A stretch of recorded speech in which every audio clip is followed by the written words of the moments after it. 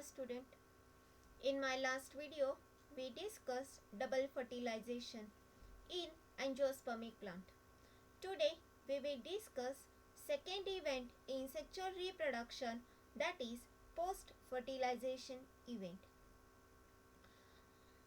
In post-fertilization, we will study 2 points. First one, it's a development of endosperm, and second point, development of embryo. So let's see what is meant by post-fertilization. Post-fertilization is a series of events that takes place after fertilization to develop a seed from an ovule and a fruit from an ovary. In post-fertilization, there are two events. First, endosperm development, and second one, embryogeny, that is development of embryo.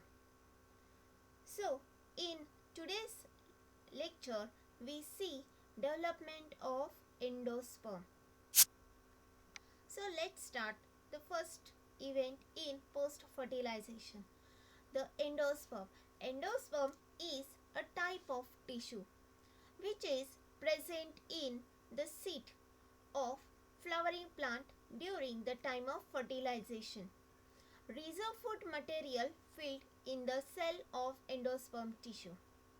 It provides nutrition to the developing embryo in form of starch. In endosperm development, there is include the important point, that is, on the basis of endosperm development, it classified into three types. These are as follows. The first type is nuclear endosperm.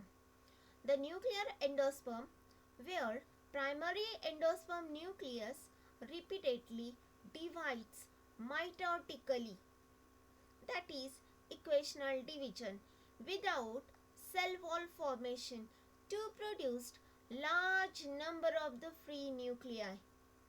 There is a presence of the big central vacuole appears, which is in center.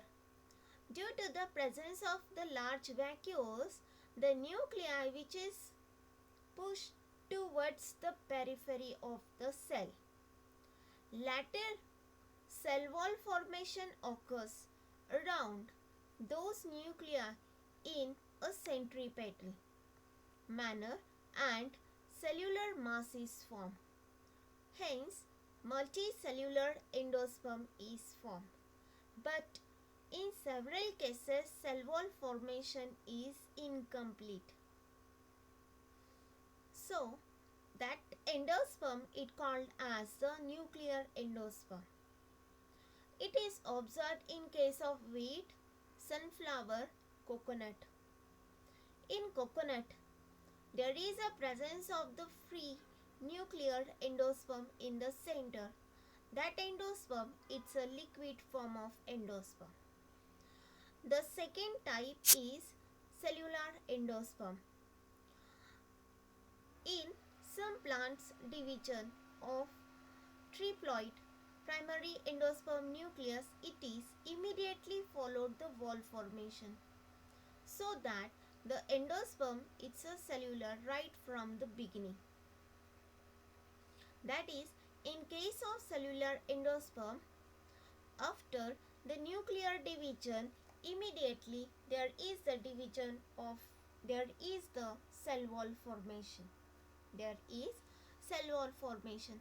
It is mostly observed in 72 families of dicot, as in members balsam, petunia, adoxa and datura. The third type is that third type, it's a halobial type. In halobial endosperm, it occurs in order halobials of monocotyledons, where there is a presence of the single cotyledon. In this case, the first division of primary endosperm nucleus is followed by transverse wall between the cell. So the cell divide unequal. The smaller cell, this one is the smaller cell that is known as the Chalizer cell, and the larger cell it's known as the micropylar cell.